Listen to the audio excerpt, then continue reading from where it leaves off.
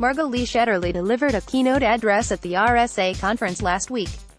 The topic of her speech was Hidden Figures, the Untold Story of the Black Women Who Helped Win the Space Race, a reference to her best-selling book by the same name.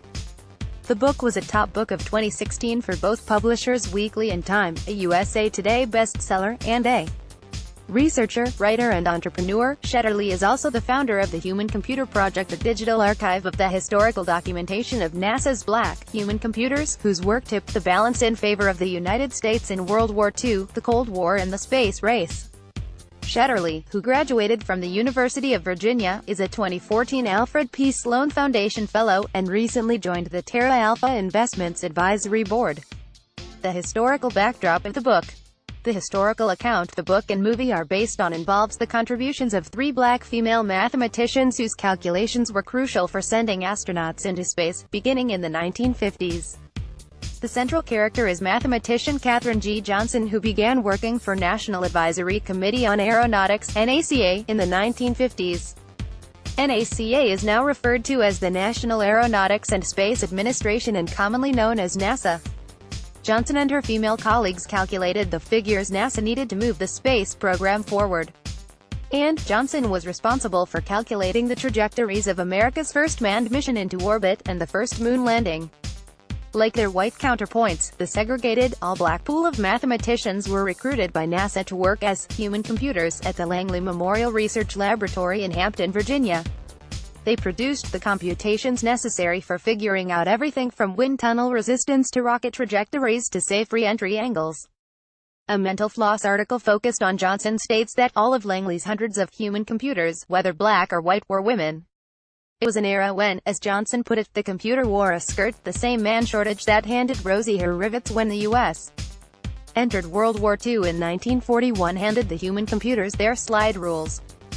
That year, FDR signed an order to hire more African-American workers, and 2 years later, in 1943, Langley started hiring college-educated black women with a background in math and chemistry. According to the book, the three main characters suffered various indignities while working at NASA, due to the racism of that time. But, equipped with resilience and a steely persistence, they overcame obstacles, and continued to provide NASA with their much-needed math skills. Eventually, Johnson became the only non-white, non-male member of the Space Task Force, whose responsibility it was to initiate the blast-off of American astronauts into space. When that mission occurred for the first time, in 1961, Johnson's calculations for Alan Shepard's capsule trajectory played a crucial role. Johnson recalls that mission, the early trajectory was a parabola, and it was easy to predict where it would be at any point, Johnson told Langley's in-house newsletter, Researcher News, in 2008. Early on, when they said they wanted the capsule to come down at a certain place, they were trying to compute when it should start. I said, let me do it. You tell me when you want it and where you want it to land, and I'll do it backwards and tell you when to take off. That was my forte. When it was John Glenn's turn to go up, NASA had begun using machines for the pre-flight calculations. But Glenn wasn't too keen on the new technology and insisted that Johnson double-check the results. Shortly afterwards, Glenn became the first American to orbit the Earth.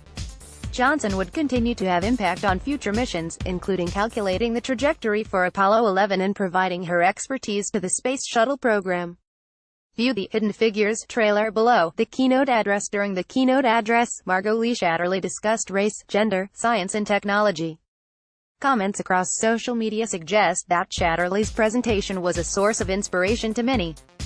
The following are quotes from the keynote address. Last Thursday, at the RSA Conference, why haven't we heard this story before is the question I'm asked most often. At the time, men did the engineering, and women did the computing. I like to call them extraordinary ordinary people. They wanted to be the right person for the right job at hand. These women existed in a blind spot. Now there are a critical mass of women who understand the groundwork laid by these women. At the end of her speech, Shetterly leaves the audience with the final question, what else or who else are we missing, which was a theme throughout her address.